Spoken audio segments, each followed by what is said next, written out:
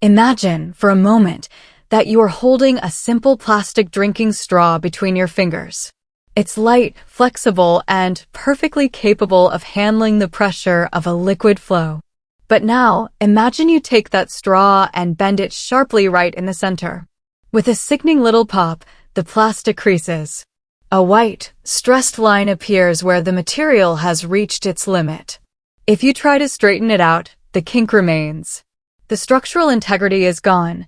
The straw is now a weak point that will fail every time you try to use it. This is the silent tragedy of the human spine. For decades, we have been taught to bend over to reach the world.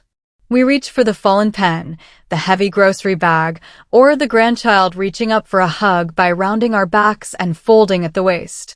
In that moment, we are treating our spine, a delicate column of 33 vertebrae held together by soft discs and intricate nerves, exactly like that plastic straw.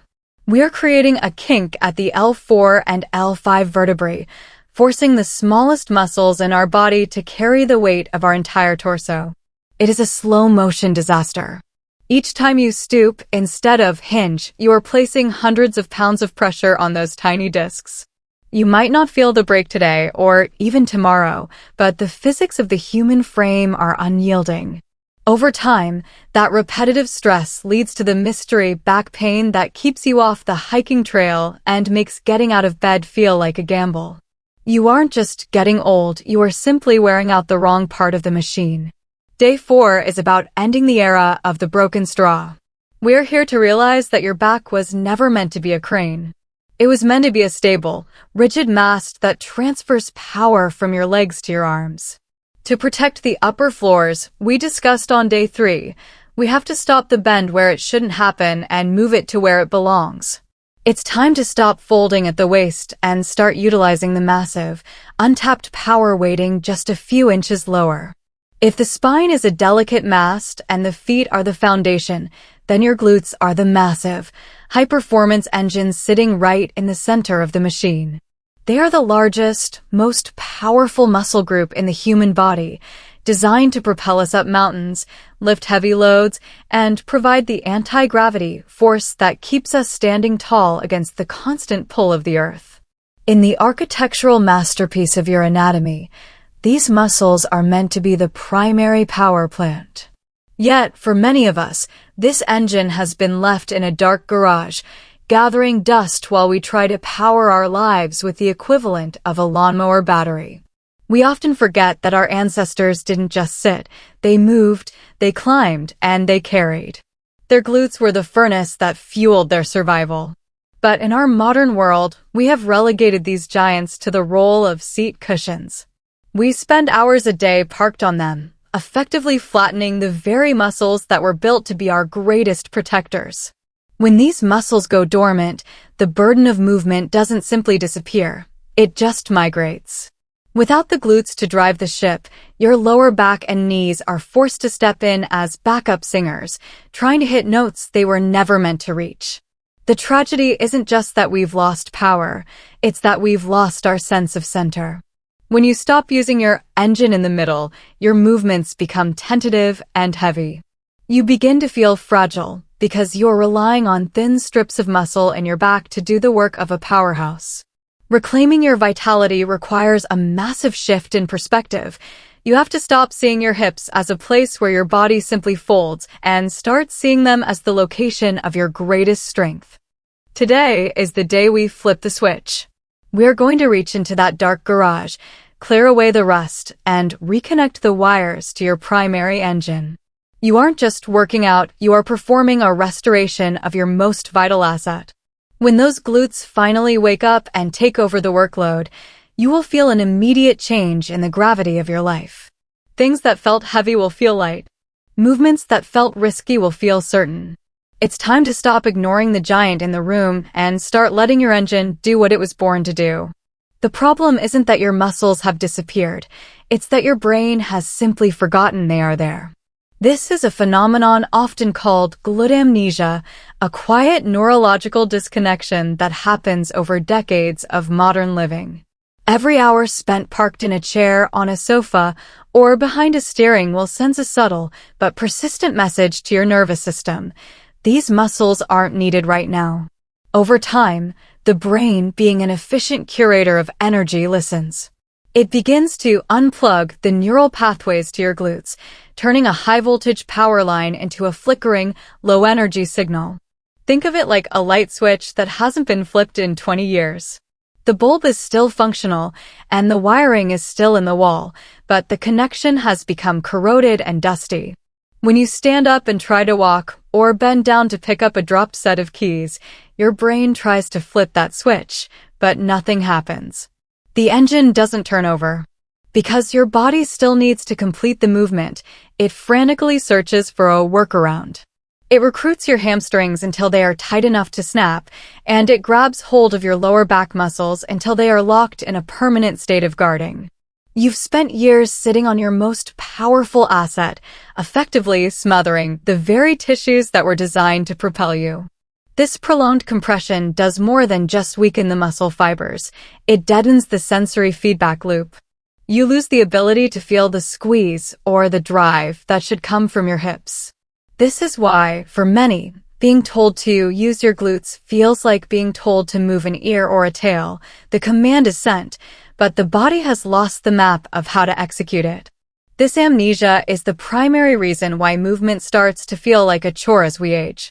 We are navigating the world with a glitched operating system, trying to move a heavy frame with the wrong set of tools. But amnesia is not a permanent loss. It is merely a forgetfulness. To reclaim your vitality, we have to do more than just exercise. We have to perform a neurological reboot. We have to remap the connection between your mind and your powerhouse, clearing the dust off the wires and reminding your body that the engine in the middle is ready to roar back to life. To understand why your body has been failing you, you must first understand the geometry of your own movement. There are two ways to get your hands toward the floor, and though they look similar from a distance, they represent two entirely different mechanical worlds. The first is the stoop. This is the movement of the flexible straw, a rounded, soft collapse of the spine where the back becomes a curve, and the vertebrae are forced to grind against one another under the weight of gravity. In a stoop, the center of the world is your lower back, and it is a center that was never designed to hold that much pressure. The second is the hinge. If the stoop is a straw, the hinge is a heavy, precision-engineered door. Imagine a massive oak door swinging on its hinges. The door itself, your spine, doesn't bend or warp as it opens. It remains a solid, unyielding unit. All the movement, all the friction, and all the power are concentrated in the hinge itself, your hips. When you hinge, your spine stays long and protected, while the massive ball-and-socket joints of your hips do the heavy lifting. The crease happens at the groin, not the waist. The difference between these two movements is the difference between injury and independence. When you stoop, you're a passenger in a collapsing structure. When you hinge, you're the architect of a powerful machine. Visualizing this difference is your first step toward reclamation. Think of your torso as a solid beam of steel that is bolted to your hips. When you want to reach down, you don't bend the beam, you pivot at the bolts. This shift in mental imagery changes the very physics of how you stand and move. It turns a scary movement like picking up a heavy box into a mechanical certainty. By choosing the hinge over the stoop, you're effectively firing your lower back from its role as a crane and hiring your hips to take over the job they were born to do. You're moving from a world of fragility to a world of leverage. Now that you can see the difference, it's time to feel it. We are going to use the most honest teacher in your house to show you exactly how to find that hinge. To master the hinge, you need a teacher who cannot be argued with, a coach who has no ego and never gets tired of correcting your form. That teacher is the nearest flat wall in your home. We call it the great truth teller because, unlike our own clouded sense of where our body is in space, the wall is perfectly vertical and completely unyielding. It provides the binary feedback your nervous system craves. You are either hinging or you are stooping. There is no middle ground. Stand about 6 inches away from the wall, with your back turned toward it. Your feet should be set in that solid tripod stance we mastered yesterday. Now, instead of thinking about moving down toward the floor, I want you to think about moving back toward the wall. Imagine there is a drawer behind you that you need to close using only your tailbone. Keep your spine long and your chest proud, and slowly reach your hips backward through space. This is the moment of truth.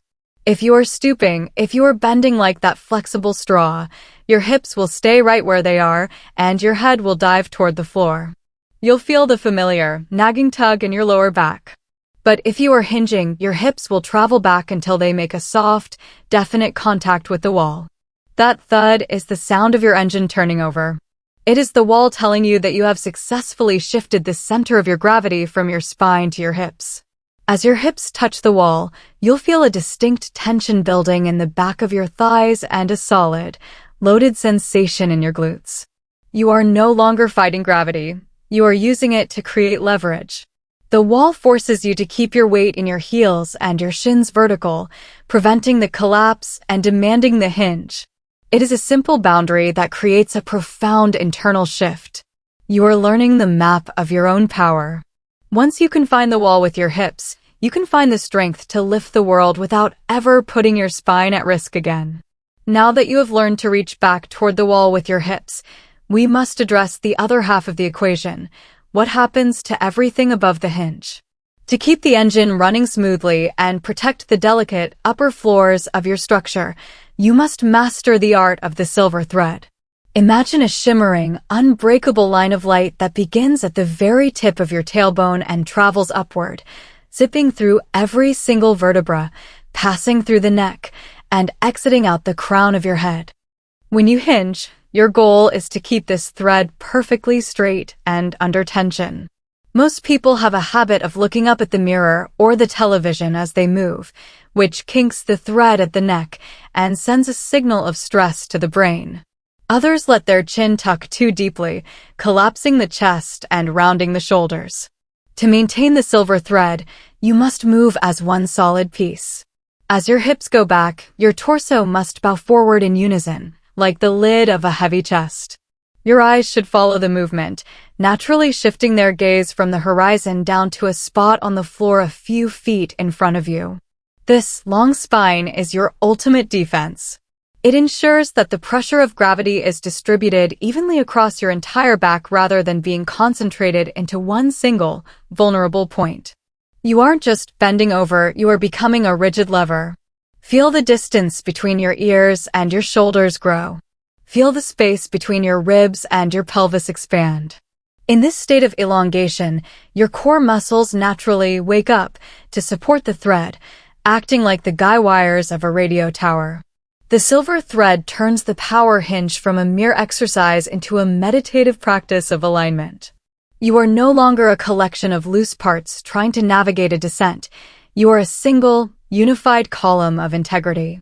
Whether you are reaching for a kettlebell in the gym or a dropped sock in the laundry room, the thread remains straight. By respecting this line, you tell your nervous system that the path is clear, the structure is sound, and the engine is ready to lift. As you reach back toward the wall, maintaining that silver thread from tailbone to crown, you might encounter a sudden, stubborn resistance. It feels like a physical stop in the back of your legs, a sharp tension that prevents your hips from traveling any further. This is the result of the most common mistake in human movement, the locked knee. We have been conditioned to believe that straight means strong, but in the architecture of the power hinge, a locked knee is a dead end. It is a jammed gear that kills your leverage and traps your movement before it can even begin. Think of your knees not as rigid pillars, but as the clutch of your kinetic chain. When you lock your knees, you effectively disconnect your engine from the ground. The hamstrings, forced to stretch to their absolute limit over a straight joint, become so tight that they pull on the pelvis, forcing your lower back to round just to find more range. By refusing to let the knees bend even a fraction, you are forcing the broken straw of your spine to take over the work. You are trying to drive a car with the parking brake slammed on. The secret to unlocking your power is the soft knee. This isn't a squat. You aren't dropping your hips toward the floor. Instead, you are simply unlocking the joint, allowing for just a few degrees of play. This tiny shift, no more than an inch or two of forward movement, acts as a release valve for the tension in your legs. It creates the slack necessary for your hips to continue their journey backward toward the wall. When the knees are soft, the hamstrings can load like a powerful slingshot rather than a brittle wire. Feel the difference in the pressure. When the knees are soft, the weight of your body settles into the center of your feet and your heels. You feel heavy in the right way, grounded, stable, and ready.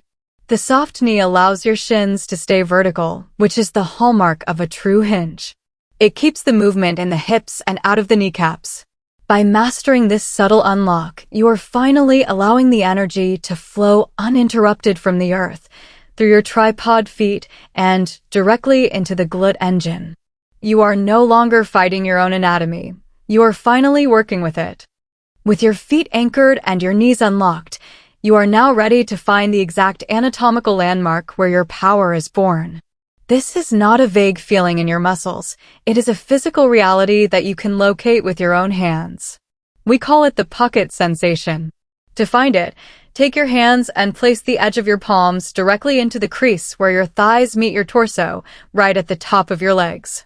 If you were wearing a pair of well-fitted trousers, this is exactly where the pocket opening would sit. As you begin to reach your hips back toward the wall, maintaining that long silver thread in your spine, I want you to imagine your hands are being swallowed by your own body. As the hinge deepens, your thighs should fold toward your belly, creating a deep, sharp crease that pinches your fingers. This is the pocket. If you feel this pinch, you have successfully located your hip joint. If you don't feel it, if the front of your hips feels flat or open, it means you are still stooping at the waist and your engine is still cold. Finding this pocket is like finding the sweet spot on a tennis racket. It is the point of maximum leverage.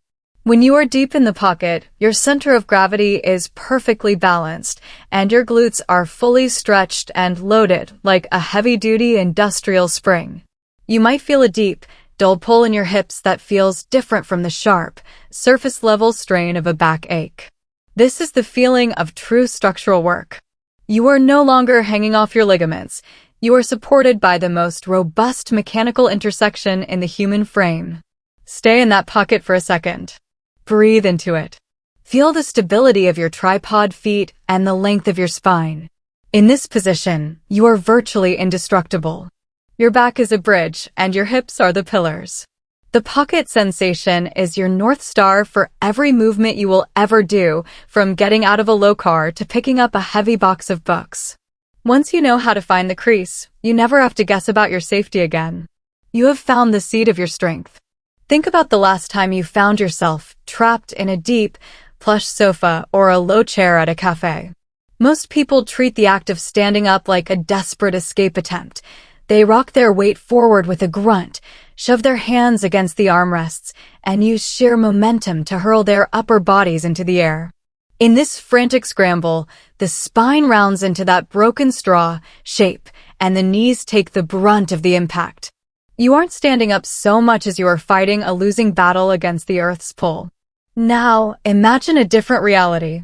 Imagine that gravity isn't something you have to fight, but something you can simply redirect. This is the essence of anti-gravity movement. When you apply the power hinge to the act of standing, you aren't fighting the floor, you are using your engine to effortlessly rise through it.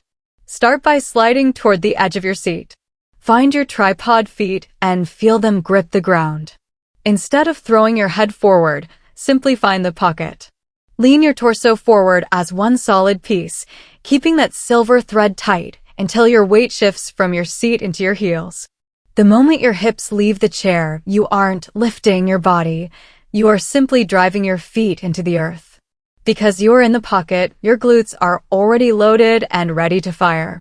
The result is a movement that feels strangely silent and weightless. You aren't bracing, you aren't grunting, and you aren't using your arms to compensate for a failing structure. You are rising because your primary engine has finally taken over. This is how independence is won not through a massive, once-a-week workout, but through the hundreds of mini lifts you perform every single day. By mastering the hinge in the simplest moments, you turn every chair in your house into a training tool for unshakable strength. You aren't just standing up, you are reclaiming your right to move with grace. There is a specific, almost electric moment during the power hinge where the internal conversation of your body changes. Up until this point, we have been setting the stage, unlocking the knees, finding the silver thread, and searching for the pocket. But now, as you hold that position, you're about to experience the burden shift. It is the exact second when the mechanical load of your own body, which has been leaning on your lower back for decades, finally lets go and settles into your legs. Think of it like a handoff in a relay race. For years, your spine has been running every lap alone, carrying the heavy baton of your weight until it was exhausted and screaming for help. But as you deepen into that hip crease, you are finally bringing your glutes and hamstrings into the race. You will feel a sudden silence in your lower back, a release of that familiar, low-grade tension that you've probably come to accept as a normal part of being human. That silence isn't a sign of weakness, it is the sound of your structure finally working in harmony. As the back goes quiet, your legs will begin to speak. You'll feel a stretching, loading sensation in the back of your thighs, as if a set of powerful cables is being pulled taut. This is your body discovering leverage. You might feel your glutes begin to hum with a warmth you haven't felt in years. This is the engine turning over. It is a profound neurological click, the moment your brain realizes it no longer needs to protect the spine with a wall of tension because the massive pillars of your legs have taken the weight.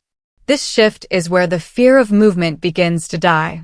When you realize that you can reach, lift, and rise without a single ping from your vertebrae, the world opens up again. You aren't just performing a movement, you are experiencing a transition of identity. You are moving from a back-dominant person, living in a state of perpetual bracing, to a hip-dominant powerhouse. The burden has moved from the fragile to the formidable. You have stopped asking your back to be a crane and started trusting your legs to be the foundation. This is the feeling of true structural safety, the quiet, unshakable realization that your body finally knows how to carry itself. Now, take a step away from the wall. The great truth teller has done its job, but the true test of your vitality doesn't happen in a controlled environment with perfect lighting. It happens in the messy, unpredictable laboratory of your daily life. It happens when the doorbell rings and a heavy package is sitting on the porch, or when a laundry basket is overflowing, or, most importantly, when a grandchild comes running across the kitchen floor, arms outstretched, demanding to be lifted. In those split seconds, your old habits will scream at you to stoop. Your brain will want to revert to the broken straw, reaching with your spine because it feels like the path of least resistance. This is where the mental rehearsal begins. Before you even touch the object or the child, you must prime the engine. Imagine the scene before it unfolds. See yourself setting your tripod feet into the floor. Feel the silver thread zip up your spine, lengthening your neck and pulling your shoulders back into their natural home. As you reach down, don't think about the floor. Think about the pocket. Feel that deep crease in your hips as you reach back through space, loading those powerful glute cables. Your knees are soft, your shins are vertical, and your back remains a silent, unmoving bridge. When you make contact, you aren't lifting with your arms, you are driving the earth away with your legs. You are shifting the burden from your fragile vertebrae to your formidable powerhouse. This is the grandkid challenge. It's the realization that every time you pick something up, you are making a choice between fragility and strength. By practicing this mental rehearsal throughout your day, at the grocery store, in the garden, or while simply picking up a dropped sock, you are rewriting your somatic map. You are telling your future self that you are no longer a person who is careful with their back, but a person who is confident in their hips. You have spent day 4 waking up the giant in the middle. You've moved from amnesia to awareness and from a stoop to a hinge. You have the foundation and now you have the engine. Sleep with the feeling of that pocket in your mind. Tomorrow, for day 5, we stop moving slowly. We take this newly awakened engine and we learn how to generate power, the kind of explosive vitality that doesn't just keep you upright, but keeps you moving forward with intent.